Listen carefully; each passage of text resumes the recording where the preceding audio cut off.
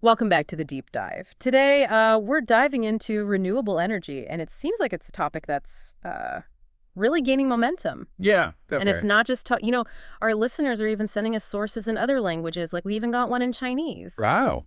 So this is truly a global conversation, and today we'll be uncovering some really interesting facts about renewable energy, different types, and why it matters to you, the listener.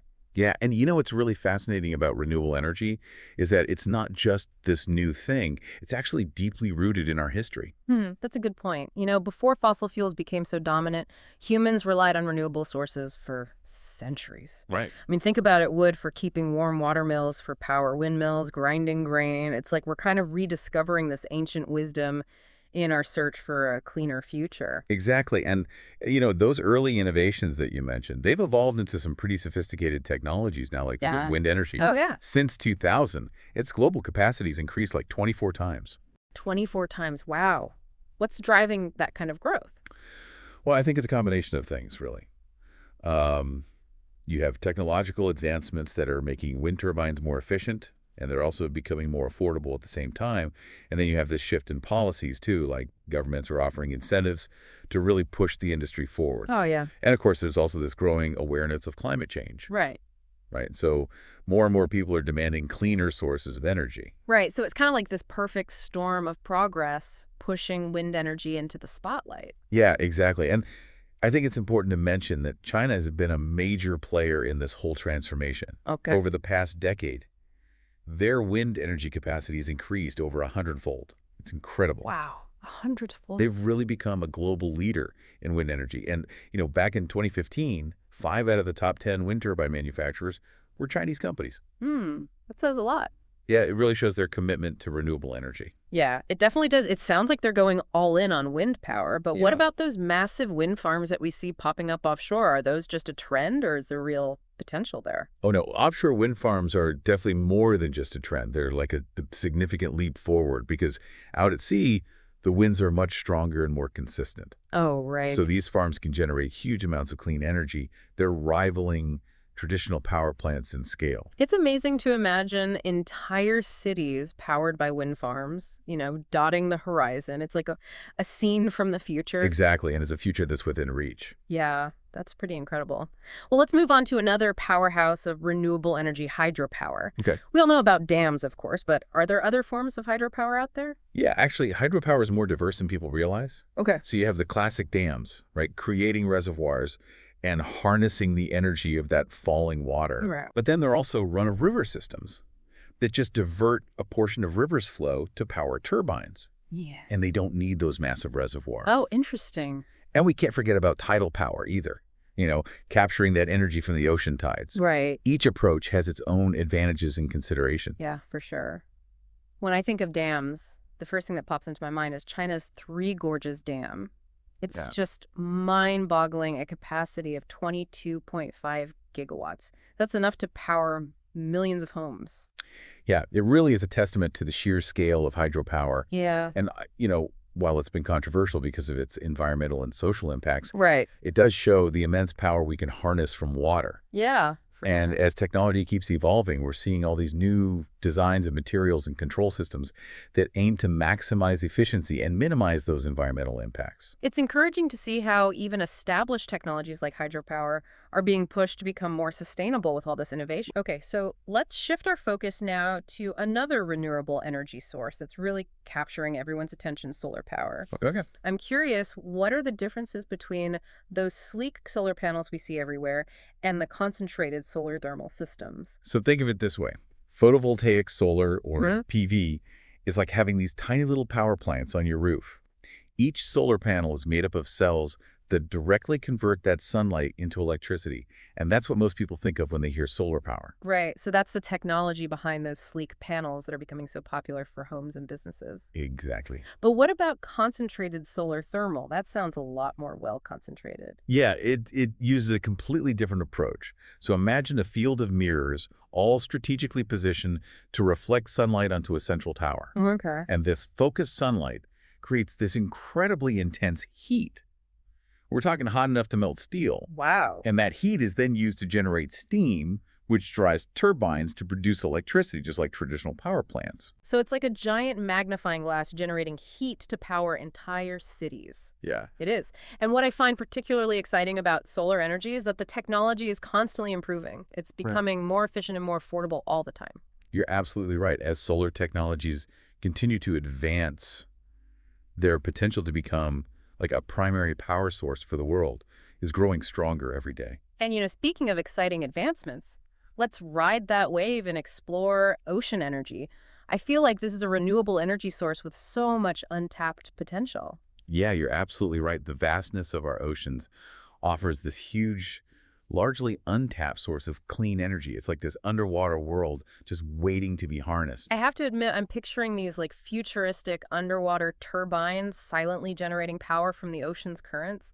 Tell me more about how this actually works. Well, there are actually several different approaches being explored. Okay. Some technologies focus on capturing the energy of waves, like as they rise and fall. So imagine these buoys bobbing up and down, generating electricity with every movement. Cool. And then there are others that tap into the predictable power of tides, using underwater turbines that work kind of like wind turbines, spinning with the ebb and flow. It's amazing to think about all the different ways that we can tap into the ocean's natural rhythms. Right, and we could even harness energy from the temperature differences between the ocean surface and its depths. Oh, wow. It's like tapping into this giant natural heat engine. That's incredible. Are there any real-world examples of ocean energy in action? I'm curious to see how these ideas are being put into practice. Oh yeah, definitely. One notable example is the Rance Tidal Power Station in France. It's been operating for decades now, quietly generating 240 megawatts of electricity from the power of the tides. Wow. So this plant really proves that tidal power is a viable option, and it serves as a model for future ocean energy projects. That's really inspiring. And speaking of turning natural processes into energy, our next topic is biomass, which utilizes organic matter as fuel. And you mentioned earlier that we can even turn waste into energy with this technology. Exactly. Biomass is all about transforming organic materials, things like wood crops, even waste products, into valuable energy sources. It's fascinating to consider the range of plants that can be used in biomass energy production, everything from bamboo to sugarcane. Our sources even mention biogas, which comes from, cow dung, talk about turning trash into treasure. Yeah, it really is a sustainable approach because we're essentially closing the loop, right? Utilizing materials that would otherwise just decompose or be discarded. Yeah, it really highlights how creative we can be in finding those renewable energy solutions. Definitely. Okay, well, let's move on to a source of energy that always makes me think of Jules Verne, geothermal. Geothermal energy, tapping into the heat from the Earth's core, is like having a natural boiler beneath the surface, providing clean, renewable energy 24/7. It's amazing to think that the source of this energy is literally beneath our feet.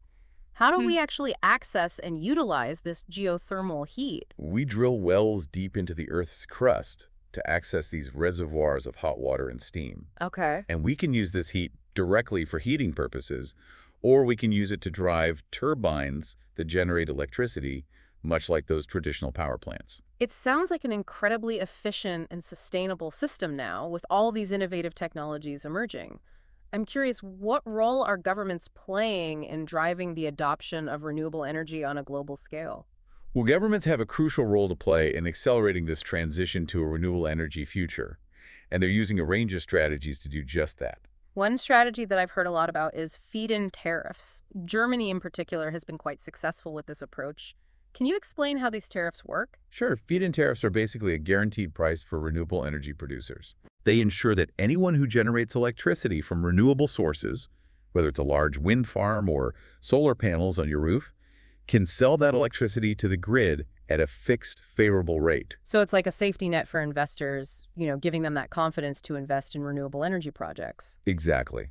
And it's been remarkably effective at stimulating growth in the renewable energy sector.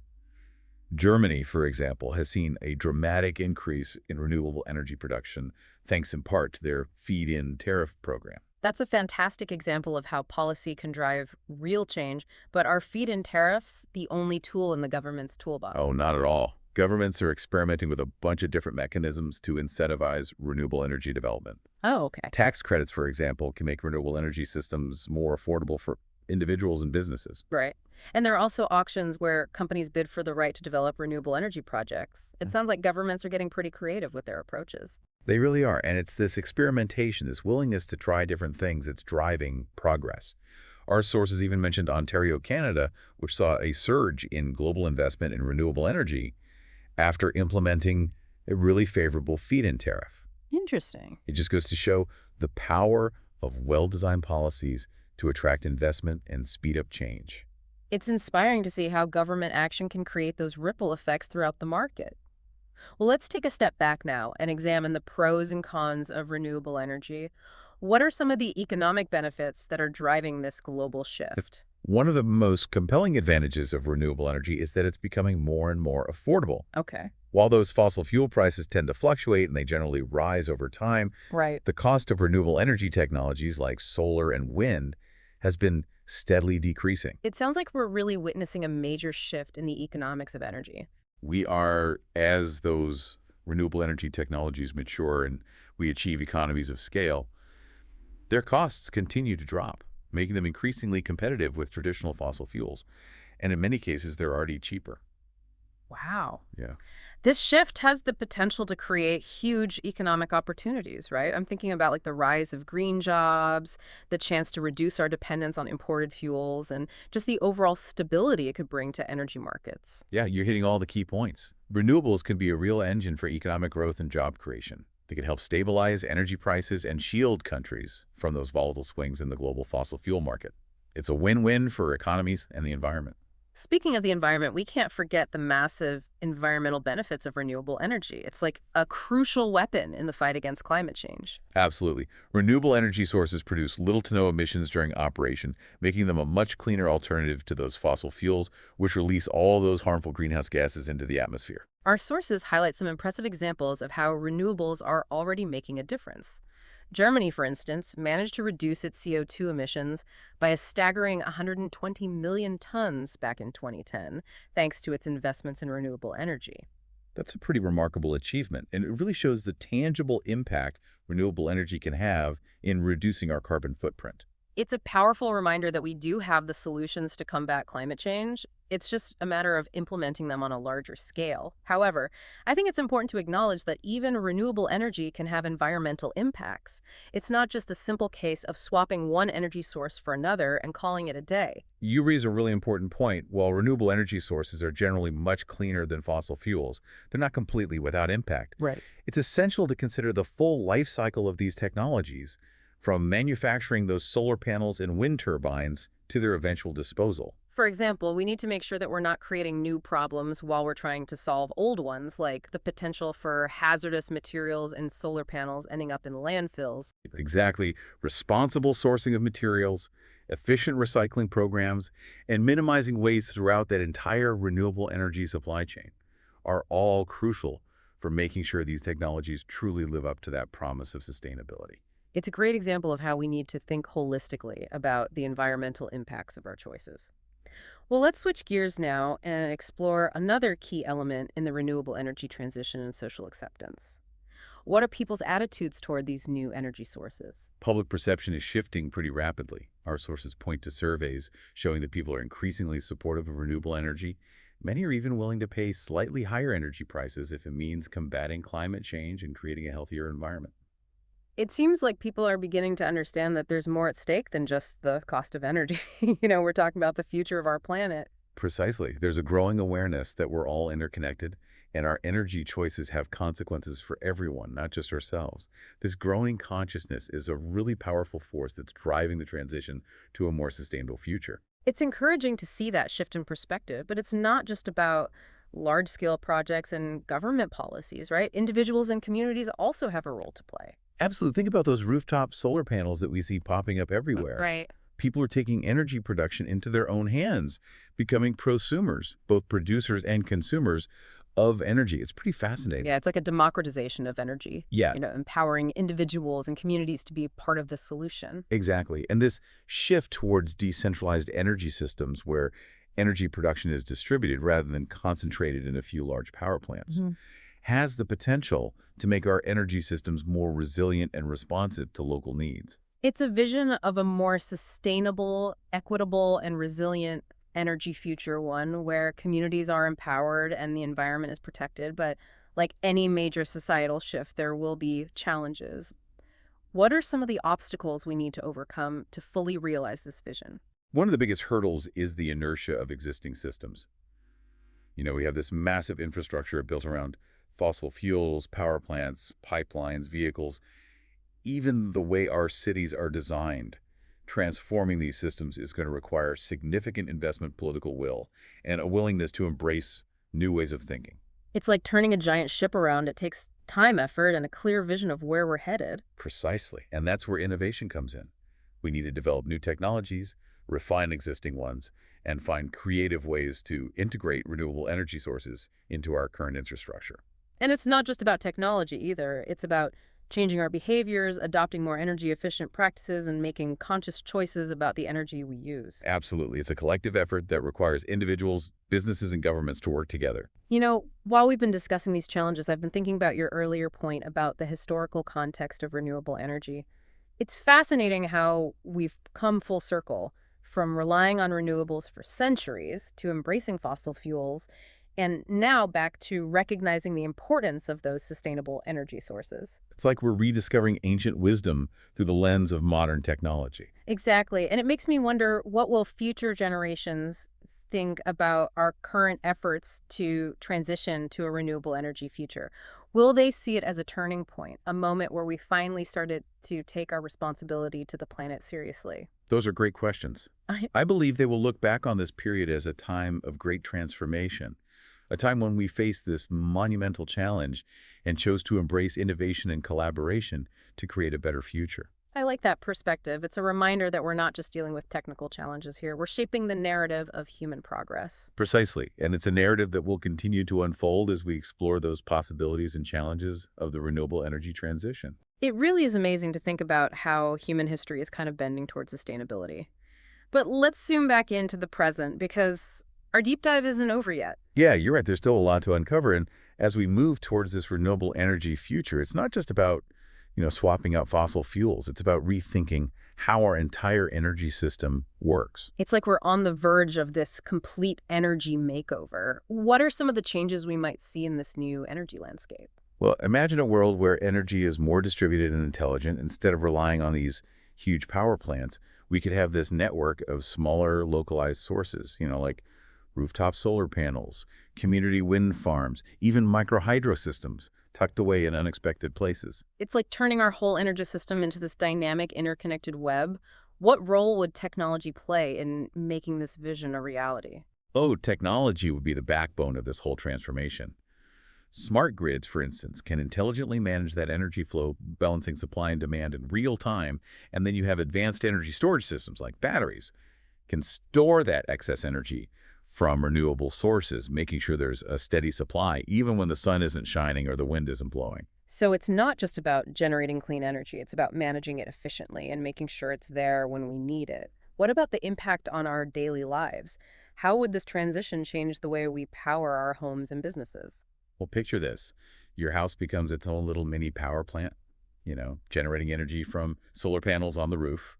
You could even store that extra energy in a home battery system and use it to power your appliances at night, or you could sell it back to the grid, becoming an active participant in the energy market. It's like turning every home into this tiny energy hub, giving people more control over their energy choices. And with electric vehicles becoming more popular, we could see a big shift in our transportation systems, too. Oh, absolutely. Electric vehicles charged with clean, renewable electricity could become the standard, replacing those gas-guzzling cars and trucks.